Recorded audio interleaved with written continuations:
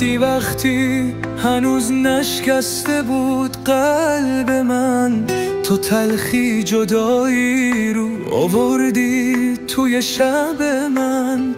طلوع عشقو ندیدم، شبمون شد مثل قفس. چشای تو بود همه دنیام، حالا چی مونده پس؟ سحر چشم درشت اهوازی، تو بودی قصه عشق بی پایانی.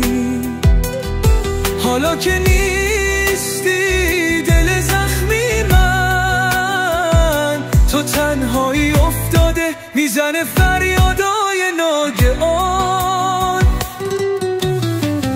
عشقو به زنجیر کشیدی، منو به تنهایی سپردی.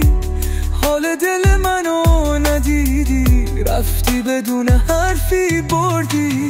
تو چشمات رازایی بود که هنوز تو قلبمه. چشم برشتت ولی حالا سایه از خاطرمه. نگاه تو خوندن نداشتن، رازای بی حد و نهایت. خنده هات دنیا بود، حالا خالی هر روایت. یادم مونده اون لحظه ها که دل به چشمات میبست. حالا چیزی نیست جز غمی که هی داره هجوم میده مست. سحر چشم درشت اهوازی، تو بودی قصه عشق بی پایانی. حالا که نیستی دل زخمی من، تو تنهایی افتاده میزنه فریادای ناگهان.